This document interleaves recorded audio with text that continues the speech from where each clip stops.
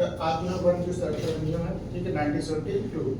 वन्य संरक्षण अधिनियम 1972 में जो क्वेश्चन पुटअप होता है वो मुख्य रूप से क्वेश्चन दो पुटअप होता है। एक क्वेश्चन ये होता है कि इसको लाया किस लिए गया है, और एक बात इसमें महत्वपूर्ण याद रखिएगा, पूरे के पूरे मूल विधि में एक क्वेश्चन हर एग्जाम का पुटअप होता है, और चाहे आप जिसमें पढ़ेंगे उसमें एक चीज कॉमन सेंस की बात आती है। कॉमन सेंस की यह बात आती है कि अगर कोई संस्था को केंद्र डिक्लेयर करेगा और उसमें शब्द रहेगा राष्ट्रीय शब्द, क्या रहेगा, राष्ट्रीय, और अगर उसमें राष्ट्रीय शब्द आपको देखने को मिल जाए ना क्लियर करिएगा कि उसका डिक्लेरेशन प्रधानमंत्री करेगा, और अगर राज्य शब्द आ जाए तो करेगा मुख्यमंत्री, ठीक है। तो इसमें भी दो वर्ड आएगा, एक राज्य आएगा, एक आएगा केंद्र आएगा। दूसरी चीज, सदस्यों का कार्यकाल होता है मुख्यतः जितना भी आप पढ़े होंगे देखेंगे 65 वर्ष से उम्र के 3 वर्ष में, कितना होता है 3 वर्ष में, इसका भी वही होगा 65 वर्ष से उम्र के 3 वर्ष में। अब देखते हैं सबसे पहले वन्य संरक्षण अधिनियम लाया कब गया था, इसके पीछे लाने के पीछे मकसद क्या था। देखो इसके पीछे लाया गया था 9 सितंबर 1972 को। कब लाया गया था, 9 सितंबर 1972 को।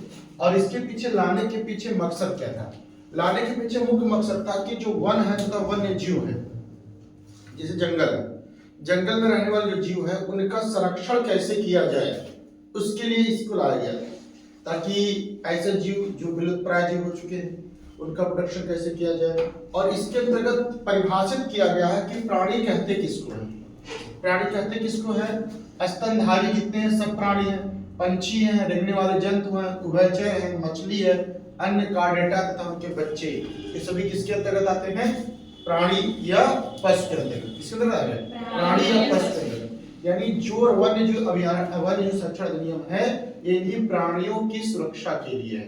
अभी डेफिनेशन एग्जामिनेशन में आएगा, निम्नलिखित में से प्राणी कौन सा नहीं है, तो इसमें से आप ये जानते हैं कि प्राणी क्या क्या है। बताएं कि सभी स्तनधारी, सभी पंछी, सभी रेंगने वाले जंतु, सभी उभयचर, सभी मछलियां, सभी अन्य कार्डेटा तब के बच्चे, ये सब क्या कहलाते हैं, क्या कहलाते हैं, प्राणी। अब जो इनसे बनाई जाती है प्राणी या वस्तु, प्राणी वस्तु कहते हैं। जो इनसे बनाया गया उन्हें क्या बोलते हैं, प्राणी वस्तु। तो मतलब पशुओं के अतिरिक्त कोई चीज जिसके निर्माण में पशु के किसी भाग का प्रयोग किया जाता हो उसे क्या बोलते हैं, प्राणी वस्तु। क्या बोलते हैं, प्राणी वस्तु। तो इसको बैंड किया गया भारत सरकार के द्वारा, किस अधिनियम के अंतर्गत, ये अधिनियम है वन्य जीव संरक्षण अधिनियम। तो सीधा क्वेश्चन आएगा कि पशुओं की सुरक्षा संबंधी जो नियम कानून बनाए जाते हैं किसके अंतर्गत बनाए जाएंगे, वन्य जीव संरक्षण अधिनियम 1972। ठीक है, क्लियर हो गया आपका ना। अच्छा, लागू कब हुआ था, 1972 में, यानी 9 सितंबर 1972 में। वर्तमान में लागू कहाँ है ये, पूरे भारत में। कहाँ बेटा, पूरे भारत में। ये बताया था 2019 से पहले ये कहाँ लागू नहीं था, जम्मू कश्मीर में, लेकिन अब पूरे भारत में लागू है। इसमें कुल अध्याय कितने हैं, 7, धारा कितनी है, 66, अनुसूची कितनी है, 6। ठीक, धारा कितने है कुल 66, अध्याय कितने हैं, 7, अनुसूची कितनी है, 6। अब इसके मुख्य प्रमुख जो तथ्य है वो बात जानते हैं। क्या भारतीय संविधान में भी इसका वर्णन किया गया है, तो बोलेंगे हाँ। भारतीय संविधान में ये मिलेगा 2 स्थान पे, एक है डीपीएसपी, डीपीएससी, ये क्या है, निर्देशक तत्व, जिसके अंतर्गत आपका एक अनुच्छेद 48 का ए, जिसके अंतर्गत वन तथा वन्य जीवों का संरक्षण लिखा गया है। अब पर्यावरण की सुरक्षा, यानी एक 48A का संबंध हो गया, किस संबंध हो गया, 48A। दूसरा होता है कि भारतीय संविधान के बेलसामा संविधान संशोधन के द्वारा, कौन सा संविधान, बेलसामा संविधान संशोधन के द्वारा क्या किया गया कि जंगली जंतुओं और पक्षियों का संरक्षण, इसको जो है राज्य सूची के विषय से हटा करके समवर्ती सूची का विषय बनाया गया। किसका विषय बनाया गया, समवर्ती सूची का विषय। ये महत्वपूर्ण प्रश्न याद रखिए दोनों चीज, कि बेलसामा संविधान संशोधन के माध्यम से इसको राज्य सूची की विशेष कहां रखा गया है, समवर्ती सूची से। उसके बाद राष्ट्रीय वन्य जीव बोर्ड की स्थापना, सेंट्रल जू अथॉरिटी, इसकी स्थापना भी कब किया गया, 1972 में। कब किया गया था, 1972। वही है जो संसद में कब आया था, 1972 में। अब आगे देखिएगा, अब प्रमुख तथ्य क्या है, जो प्रमुख धाराएं हैं इसमें किसकी किसकी बात किया जाता है। देखो धारा 1 में हर किसी में ही बात आएगा, क्या धारा 1 में क्या आता है, संक्षेप, विस्तार और प्रारंभ, ये 3 चीज आएगा सब में। धारा किसमें, 1। संक्षेप में आप इसको क्या कहते हैं, विस्तार कहाँ पे है, पूरे भारत में। प्रारंभ कब हुआ था, 1972। ये तो परिभाषा धारा होता है। ठीक, धारा 2 में क्या होता है, परिभाषा। धारा 2 क्या है, परिभाषा। तो अगर आपसे कोई भी परिभाषा पूछेगा, जैसे पूछे कि वन किसे कहते हैं, अभियानी किसे कहते हैं, या फिर पूछे कोई भी परिभाषा आपसे पूछे, चाहे जो वो धारा 2 के अंतर्गत ही है, धारा 2 के आई हो सकता है, जे हो सकता है, के कुछ भी हो सकता है, लेकिन धारा 2 के अंतर्गत ही आएगा। अब इसमें देखिए प्रमुख जो परिभाषा है वो क्या क्या है। धारा 2 का 5 किसकी परिभाषा बताता है? बंदी पशु की। किसकी? बंदी पशु की। और कहते हैं कि बंदी पशु कहते किसको है? ऐसे पशु जो अनुसूची 1, अनुसूची 2, अनुसूची 3, अनुसूची 4, यानी कुछ 6 अनुसूची है। 6 अनुसूची में 1 अनुसूची, 2 अनुसूची, 3 और 4, इन चारों अनुसूचियों में जिन जिन पशुओं को शामिल किया गया है, या जो जिन्हें जिन्हें पकड़ा गया है, या जिन्हें पकड़ा गया या जो प्रजनित है, वे सभी आएंगे बंदी पशु के अंतर्गत। किसमें आएंगे? बंदी पशु के अंतर्गत। यानी ऐसे जीव जिनका वर्णन अनुसूची 1 में है, 2 में है, 3 में है या 4 में, उसको किसी ने पकड़ लिया है, ठीक, कोई उसको पाल रखा है, या प्रजनन के माध्यम से उसको उत्पन्न किया जा रहा है, तो ये सभी जो बंदी जीव के अंतर्गत आएंगे, इसके अंतर्गत आते हैं धारा 2 का 5। इसमें 2 प्रश्न पूछा हुआ है। एक पूछा हुआ है निम्नलिखित में से बंदी पशु के अंतर्गत कौन कौन आता है। इसमें ऑप्शन दिया हुआ तो सीधा जो लिखा गया है, जो पकड़ा गया है, जो कैद में रखा है, या जो प्रजनित है, या तीनों, या एग्जाम में सीधा आया हुआ लाइन नहीं दिया गया, तो जो कैद में हो, जो पकड़े गए हो, या जो प्रजनित हो, वो तीनों किसमें आते हैं? बंदी पशु के अंतर्गत। किस धारा के अंतर्गत? धारा 2 का 5। क्लियर हो गया ना? अच्छा, अगला पॉइंट क्या आता है? अनुसूची 1, 2, 3 के अंतर्गत संपूर्ण संरक्षण प्राप्त प्रजातियां हैं। जो 1, 2, 3 में है, इसमें ऐसी प्रजातियों को रखा गया है जिनको संपूर्ण रूप से क्या किया गया है? संरक्षित किया गया है। यानी इनको न तो आप पाल सकते हैं, न इनको आप बंदी बना सकते हैं, यानी पूर्णतः क्या है? ये संरक्षित। उसके बाद अनुसूची 4 क्या बोलते हैं? अनुसूची 4 बोलता क्या है कि देखिए, अवैध शिकार नहीं कर सकते आप, व्यापार नहीं कर सकते आप, किसी पशु का अवैध शिकार और व्यापार। देखिए अब यहाँ एक महत्वपूर्ण क्वेश्चन आएगा, महत्वपूर्ण क्वेश्चन। हम ये बोलता है कि धारा 4, धारा 5, धारा 6 के अंतर्गत क्या, अनुसूची 4, अनुसूची 5, अनुसूची 6 के अंतर्गत क्या आता है? जैसे आपने सुना होगा कि कभी कभी सरकार ऑर्डर कर देती है या नीलगाय की हत्या कर दी जाती है, तो अपराध के अंतर्गत नहीं आता है। कभी कभी ये भी देखते होंगे कि नीलगाय की हत्या करती, हत्या के अंतर्गत नहीं आता।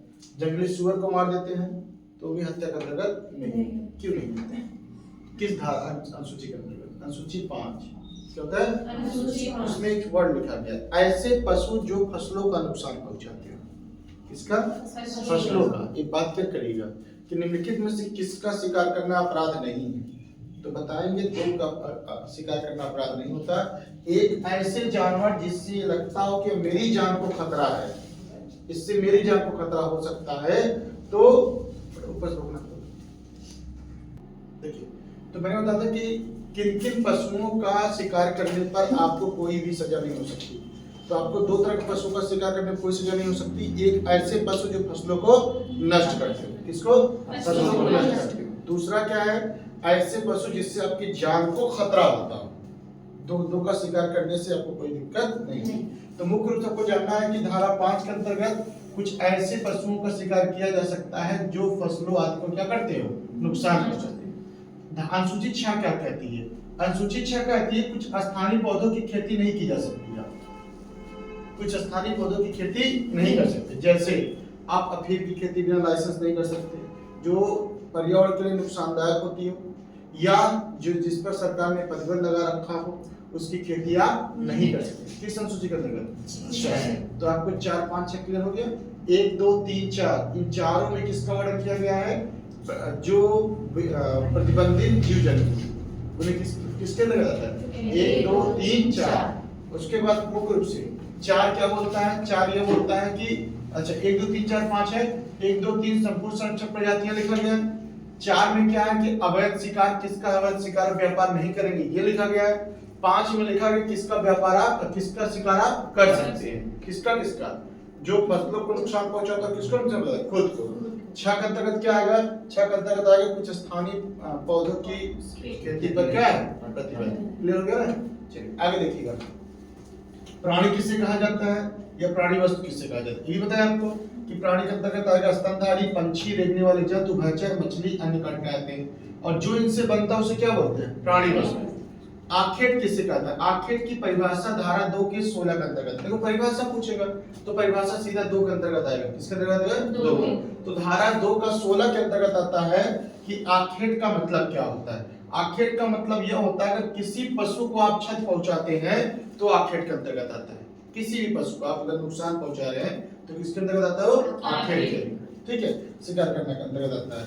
पशुधन क्या होता है? पशुधन की परिभाषा किसे कहा गया है? धारा 2 के 18 के अंतर्गत। इसमें धारा 2 का 18 ये बताता है कि पशुधन में आते क्या क्या है। जितने भी जानवर हैं सभी किसके अंतर्गत आएंगे? पशुधन के अंतर्गत। किसके अंतर्गत? पशुधन के अंतर्गत आते हैं। ठीक, उसके बाद फिर आपका महत्वपूर्ण क्वेश्चन आएगा बेटा। देखो फिर मैंने कहा कि कोई परिभाषा आएगा किसके अंतर्गत आएगा? 2 का। तो 2 का याद करना 21 26 एक क्वेश्चन आना फिक्स है एसआई वालों के लिए। एक क्वेश्चन आना फिक्स है। धारा 2 का 21 राष्ट्रीय उद्यान की परिभाषा बताता है और धारा 2 का 26 ये बताता है अभयारण्य की परिभाषा। 2 का 21 किसका बताएगा? राष्ट्रीय उद्यान। और 2 का 26 कौन बताएगा? अभयारण्य। क्या होता है? अभयारण्य। तो धारा 2 के अंतर्गत क्या क्या आएगा? परिभाषा। क्या आएगा? परिभाषा। जिसके अंतर्गत हमने क्या क्या पढ़ा? धारा 2 का 5 बंदी पशु क्या था? बंदी पशु। धारा 2 का 21 राष्ट्रीय उद्यान, 2 का 26 अभयारण्य। ठीक है, उसके बाद अगला पॉइंट आता है। अब धारा खत्म 2 का। 3 में क्या देखते हैं? 3 में अब आएगा फिर क्वेश्चन जो महत्वपूर्ण बनता है। इसमें धारा वारा नहीं पूछता, इसमें सिर्फ ये पूछे कि नियुक्ति कौन करता है। जैसे जो केंद्र बनेगा वन्य जीव अभयारण्य, एक केंद्र बनाता है और एक कौन बनाता है? राज्य। धारा 3 के फर्स्ट के अंतर्गत आता है। धारा 3 के अंतर्गत आएगा केंद्र सरकार का और धारा 4 के अंतर्गत आता है राज्य सरकार का। जो केंद्र सरकार बनाता है उसका अध्यक्ष होता है प्रधानमंत्री। कौन होता है? प्रधानमंत्री। इसके सिवा इसके 10 सदस्य होते हैं। एक अध्यक्ष, एक उपाध्यक्ष, 10 सदस्य, इतने मेंबर होते हैं। जो सदस्य होते हैं उनका कार्यकाल मात्र 3 वर्ष का होता है, चाहे वह राज्य का होता है चाहे वह केंद्र का होता है। दोनों का स्थिति है, केंद्र में रहेगा प्रधानमंत्री, एक उपाध्यक्ष और 10 सदस्य। राज्य में कौन रहेगा? मुख्यमंत्री, एक उपाध्यक्ष और 10 सदस्य। कार्यकाल कितने वर्ष का होगा? मात्र 3 वर्ष। ठीक है, और सबका मकसद एक ही होता है कि किसी भी तरीके से वन तथा वन्य जीवों का क्या किया जाए? संरक्षण किया जाए। ठीक, उसके बाद अगला आता है धारा 5(1). धारा 5(1) के अंतर्गत राष्ट्रीय वन्य जीव बोर्ड की स्थापना किया गया है। केंद्र सरकार के द्वारा बनाया जाएगा जिसका अध्यक्ष प्रधानमंत्री होगा। राष्ट्रीय परिषद में 10 सदस्य होते हैं। कितने सदस्य होते हैं? 10। अच्छा, धारा 5(1) के अंतर्गत केंद्र सरकार और धारा 6 के अंतर्गत राज्य सरकार, धारा 3 के अंतर्गत केंद्र सरकार, धारा 4 के अंतर्गत राज्य सरकार। ठीक, उसके बाद फिर आता है धारा 9। 9 मतलब नो।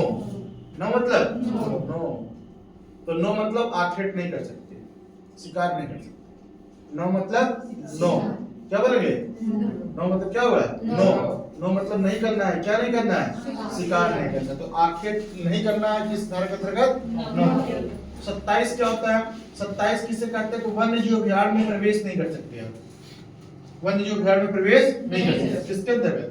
27 में। 31 क्या कह सकता है कि हथियारों के साथ प्रवेश नहीं। आप लिखा होता है जब कभी आप घूमने जाते हैं तो वहां लिखा होता है, जब आप कभी चिड़ियाघर में जाएंगे तो बोलेगा कि अब हथियारों के साथ प्रवेश पर निषेध। हथियारों के साथ अंदर प्रवेश नहीं कर सकते। तो वहां बड़े कभी भी आप किसी स्थान जाते हैं वहां अधिकतर आप इस सब लिखने में मिला होता है कि हथियारों का लेकर के आप अंदर नहीं जाएंगे। तो किस धारा के अंतर्गत आता है? धारा 31। क्या होता है? धारा 31। महत्वपूर्ण क्वेश्चन धारा 33 का क। धारा 33 का क पशुधन का टीकाकरण। क्या बेटा? पशुधन का टीकाकरण। हमारा टारगेट था 2025 तक खत्म करना था टीकाकरण करके पशुओं के रोग को। तो 33 के क्या के अंतर्गत क्या होता है? टीकाकरण। 33(5) क्या होता है? 33(5) राष्ट्रीय उद्यान घोषित करने का अधिकार। ये महत्वपूर्ण क्वेश्चन बनेगा, धारा नहीं। धारा क्वेश्चन महत्वपूर्ण नहीं बनेगा, क्वेश्चन खाली बनेगा किस अधिकार किसको है। किसी भी राष्ट्रीय उद्यान को घोषित करने का अधिकार किसको होता है? राज्य सरकार को। किसको होता है? राज्य सरकार को अधिकार होता है कि उसे राष्ट्रीय उद्यान घोषित कर दे। ठीक है, अभी जब विस्तार से पढ़ाना होगा आपको, देखिए चैप्टर आपका है ज्योग्राफी का, राष्ट्रीय उद्यान, राष्ट्रीय अभयारण्य। तो इसके अंतर्गत हम आपको ये पढ़ाएंगे कि उद्यान किसको कहते हैं, अभयारण्य किसको कहा जाता है। तो यहाँ पे चूंकि वो पॉइंट बहुत महत्वपूर्ण नहीं है, इसका सीधा सीधा आएगा, इसलिए शॉर्टकट बता दें। ठीक है, तो यहाँ पे आता है कि राष्ट्रीय उद्यान की घोषित करने का अधिकार किसके पास होता है? राज्य सरकार के पास। ठीक है, उसके बाद कुछ अधिकार केंद्र सरकार के भी पास होता है। केंद्र 38 के अंतर्गत, किसके अंतर्गत 38। अगर धारा दे देगा, धारा देखिए पूछे कि धारा 35 के अंतर्गत किसको अधिकार प्राप्त है? राज्य सरकार। धारा 38 के अंदर किसको अधिकार प्राप्त है? केंद्र सरकार। धारा 3 केंद्र सरकार। धारा 4 राज्य सरकार। धारा 5 केंद्र सरकार। धारा 6 राज्य सरकार। धारा 35 केंद्र सरकार राज्य सरकार। धारा 38 क्लियर हो गया ना? दिमाग 2-3 बार आपको बोल देगा एकदम क्लियर हो जाएगा। उसके बाद केंद्रीय चिड़िया प्राधिकरण की स्थापना का मकसद किसका होता है? केंद्र सरकार का होता है। किसका होता है? केंद्र सरकार। धारा 38 का 6 क्या बताता है कि राज्य द्वारा किसी स्थान को राष्ट्रीय बाघ संरक्षण घोषित किया जा सकता है। कौन घोषित करेगा?